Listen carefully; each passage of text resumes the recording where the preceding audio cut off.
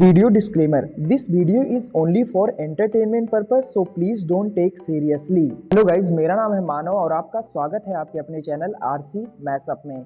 Guys, आज के इस वीडियो में हम देखने वाले हैं एक कमाल के मैशअप रिएक्शन को। अगर आपको ये मैशअप रिएक्शन की वीडियो पसंद आएगी तो वीडियो को लाइक और शेयर जरूर कर दीजिएगा और चैनल पे नए हैं तो चैनल को सब्सक्राइब जरूर कर लीजिएगा।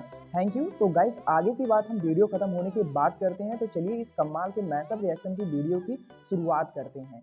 Hope you will enjoy. हमें सदियों से ये बताने की कोशिश की गई कि हम हमेशा लूटने पीटने वाले हारने वाले लोग रहे। भारत का इतिहास सिर्फ गुलामी का इतिहास नहीं है, भारत का इतिहास योद्धाओं का इतिहास है। लेकिन दुर्भाग्य से हमें आजादी के बाद भी वही इतिहास पढ़ाया जाता रहा जो गुलामी के कालखंड में साजिशन रचा गया था। दोस्तों, national council of educational research and training यानी NCERT ने 12वीं कक्षा के पाठ्यक्रम में बदलाव किया है। तब से सेकुलरों और वामपंथियों को पानी भी हजम नहीं हो रहा है। वो लगातार मुंह से विष्ठा निकाल रहे हैं। इतिहास से खिलवाड़ न करें, वरना कुछ दिन बाद कहेंगे जब मोदी जी आए उसके बाद से सूर्योदय शुरू हुआ और न तो सूरज ही नहीं दिखता था देश में। ये न करें। अगर तुम इतिहास को अपने पन्नों से नोच दोगे तो इससे ये नहीं बदल जाएगा कि हम क्या रहे हैं। मोदी जी की सरकार मुगलों की तारीख को मिटा रही है। अब हम इस पर यह बोलना चाह रहे हैं कि 1653 में ताजमहल को शायद मोदी जी ने बनाया था। सब कुछ मिटाने पे आप लग जाएंगे तो ये लाल किला भी मिटाना पड़ेगा। ठीक है, अगर उन्होंने कहीं जुल्म करे तो कोई बहुत सी अच्छाइयां भी थी उनके अंदर। मुगलों का इतिहास सामने मौजूद है। हमारे देश के अंदर उन्होंने 700-800 साल हुक्मरानी की है, लेकिन उन्होंने देश को दिया है, देश से यहाँ का लेकर नहीं गए। गौरतलब है कि NCERT ने ये बदलाव पिछले वर्ष ही किए थे, परंतु किताबों का वितरण न हो पाने के कारण यह लागू नहीं हो पाया था। जानकारी के अनुसार इस साल किताबें छप चुकी हैं और जो भी छात्र 12वीं कक्षा में प्रवेश लेंगे उन्हें अब नया सिलेबस ही पढ़ाया जाएगा। NCERT ने नागरिक शास्त्र, हिंदी तथा इतिहास के सिलेबस में बदलाव किए। इतिहास की किताबों से मुगल साम्राज्य से जुड़ा चैप्टर हटा दिया गया है, जिसके कारण सेकुलरों, वामपंथियों सहित कुछ राजनेताओं और खुद को मुगलों का वंशज मानने वाले खास वर्ग का पिछवाड़ा इस कदर दहक रहा है जैसे उन्हें गर्म तवे पर बिठा दिया गया। आलम यह है कि इनके पिछवाड़े से निकला धुआं अब खाड़ी देशों में भी मंडराने लगा है। जी हाँ दोस्तों, किताबों से मुगलों का चैप्टर गायब होने पर मुस्लिम देशों में भी अब बहस छिड़ गई है। वहाँ के मुस्लिम भी बिलबिला उठे हैं। इन मुस्लिम देशों में भी चर्चाएं जोर पकड़ चुकी हैं कि आखिर कैसे भारत ने मुगल आक्रांताओं से जुड़ा चैप्टर अपनी किताबों से हटा दिया। आखिर क्या है पूरा मामला, जानने के लिए बने रहिए हमारे साथ वीडियो के अंत तक और कमेंट में जयतु हिंदू राष्ट्रम अवश्य लिखें। हो सकता है यह वर्ड आपको थोड़ा कठिन लग रहा हो, लेकिन मेहनत करके कमेंट में जरूर लिखें। नमस्कार, स्वागत है आप सभी का दी साइंटिफिक हिंदू पर और मैं हूं आपके साथ आपका दोस्त धीरेन्द्र। इस वीडियो में हम बात करेंगे उन देशों के बारे में जहां सबसे ज्यादा चर्चाएं हो रही हैं मुगलों से जुड़े चैप्टर को हटाने को लेकर।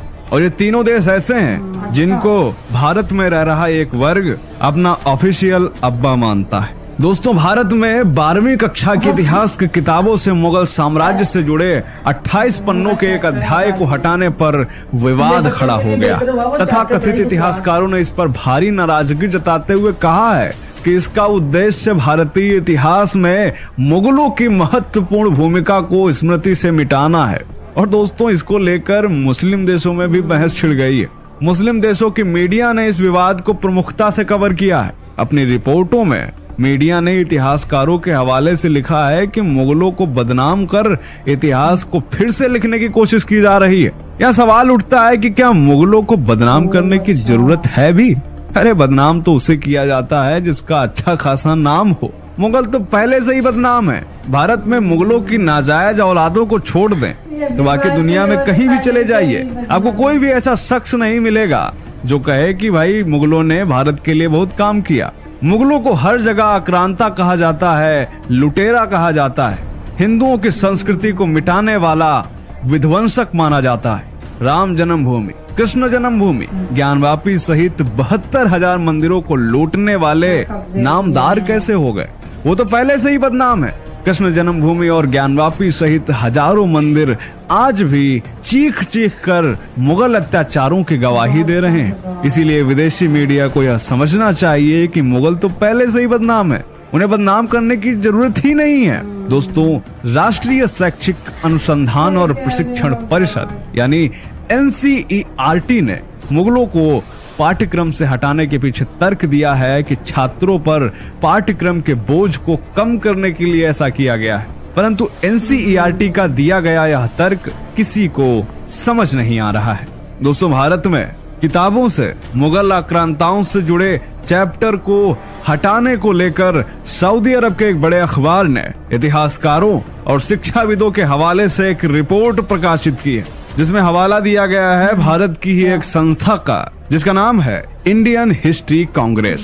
सऊदी के इस अखबार में इंडियन हिस्ट्री कांग्रेस का ही एक वक्तव्य छापा है, जिसमें इन संशोधनों की निंदा की गई है।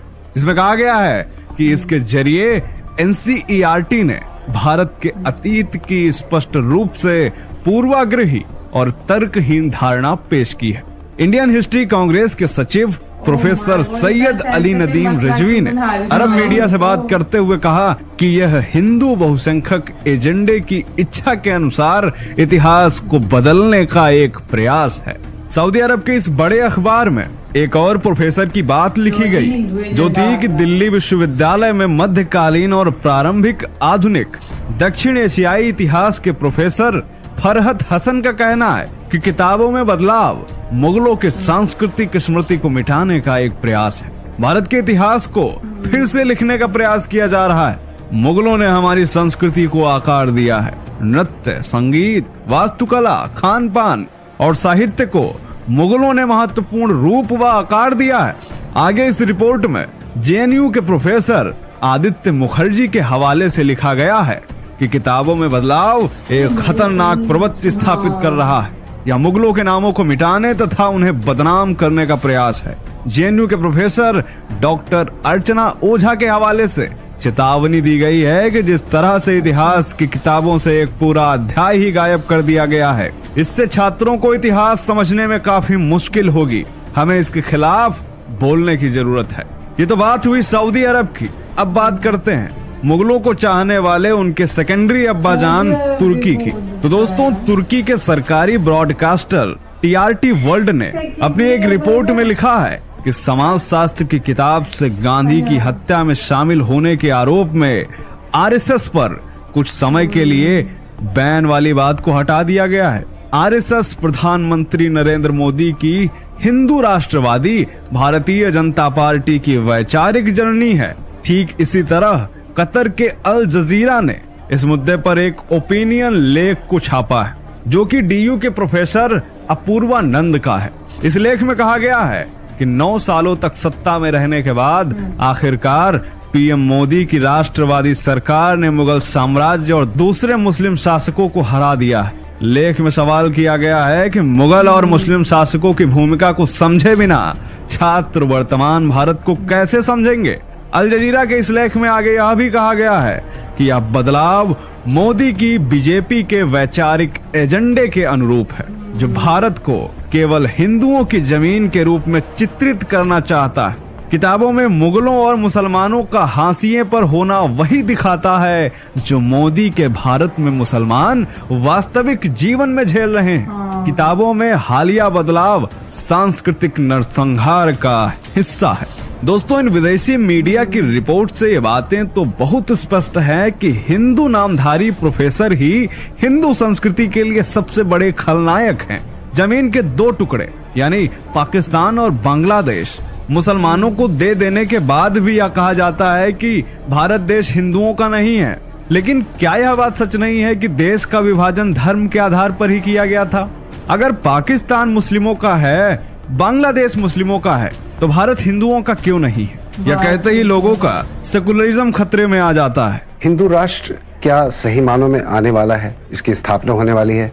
खैर, अब सवाल पर आते हैं कि मुस्लिम शासकों की भूमिका समझे बिना छात्र वर्तमान को कैसे समझेंगे। तो दोस्तों, इस सवाल से हम भी सहमत हैं, परंतु शर्त यह है कि मुस्लिम शासकों का सच्चा इतिहास पढ़ाया जाए, ना कि महिमा मंडित करने वाला। कहने का अर्थ है कि मुस्लिम शासकों ने जो ताजमहल, कुतुब मीनार आदि बनाए, उनके बारे में पढ़ाया जाए। तो यह भी पढ़ाया जाए कि राम जन्मभूमि, कृष्ण जन्मभूमि, ज्ञानवापी आदि 72,000 मंदिर मुस्लिम शासकों ने ही तोड़े और उन पर मस्जिद बनवाई। अगर मुगलों का नृत्य कला और संगीत में योगदान पढ़ाया जाए तो यह भी पढ़ाया जाए कि उनके हरम में कितनी हिंदू महिलाएं जबरदस्ती रखी जाती थी। यदि मुस्लिम शासकों का साहित्य में योगदान पढ़ाया जाए तो यह भी पढ़ाया जाए कि मुस्लिम शासनकाल में कितने हिंदुओं का नरसंहार हुआ, कितने हिंदुओं का धर्म परिवर्तन हुआ और कितनी बहन बेटियों के साथ कुकर्म हुआ। दोस्तों, इतिहास पढ़ने का एकमात्र उद्देश्य होता है कि हम उससे कुछ सीख लें ताकि भविष्य में हमारे साथ धोखा ना हो। परंतु तथाकथित इतिहासकारों ने हमारे इतिहास का प्रारूप ही बदल दिया।